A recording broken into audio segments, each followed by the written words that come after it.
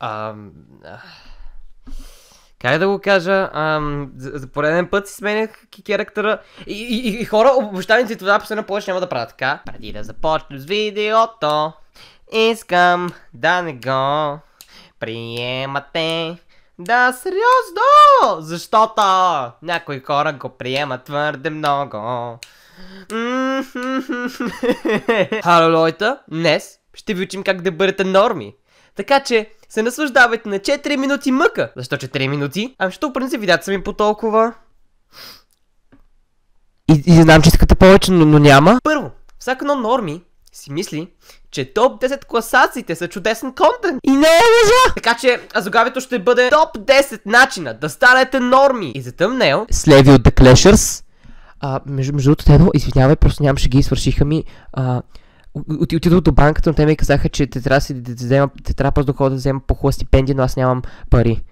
Съжалявам. И да, вече направите 70% от работата. Остана само да видим информация в интернет. Опа, чакай. Тук забравихте ли, че тук правим Оригинален контент! така че, стъпката с интернета просто я забравете я, хвърлете я през прозореца, ако имате такъв. Ако нямате я заровете, просто няма да стане. Мисля, че това е видеото. Отнеми наистина 10 минути. Определено, 10 минути ми отне. Така че, Да, нека да го видим. Здравейте хора, аз съм Иван и днес, както виждате, ще ви разкажа топ 10 начина да бъдете норми. Вие норми ли сте? Кажете ни долу в коментарите. Пак ти било. Номер 10. Първото нещо, което трябва да направите, е да използвате NormiBook и да постите постове от сорта на първите 10 харесали ще ви отстояват едното 10. Сподели се добър късмет, честит понеделник и приятна работа на всички. Номер 9. Българските мимове. Мимовете са като да погребеш човек жив. Те просто умират за 2 дена. Така че БГ мемето до живот, бейби! това не беше добър лайн. Ще го напиша наново. Номер 99.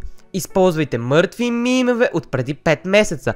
И знам, че се повтаря, оставете ме. Така със сигурност ще ми дадете повод да се схвърля през прозореца. Шегите за убийство беха вече много модерни 2015-2016, нали? Аз още ги използвам. Номер 77. Говорете по цял ден на всеки за Fortnite 24/7 и правете клипове на Fortnite, които правят по 10 000 views в секунда. Добре хора, това бяха топ 10 начина как да станете норми. Ако ви е харесало видеото, не забравяйте да го харесате, да се абонирате и да цъкнете камбанката, за да не изпуснете някое наше видео. Аз бях Слави и ще се видим следващия път.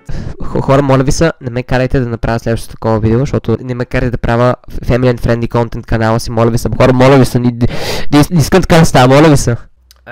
Да, не го приемете на сериозно. И хора, има 3 години от канала. Не, ще го... Какво беше това? Празнуваме на 14 март, което е деня на числото Пи. Интересен факт, съм създал канала си в така наречената миналата през лятото на 2016 година. Тогава е живял Христо Ботев и е правил много големи магии. Ако ми кажете, че това не е вярно, питайте го, той е до мене. Да, хора, надявам се това видео да ви хареса. За subscribe лик. Ще се видим следващия път. Аз бях Иван от Ивайло. Това е село близо до Пазарджик. Ако има хора от Ивайло, коментирайте клипа. Ти е оригиналното, човек. Това е оригинално. Знаете ли какво?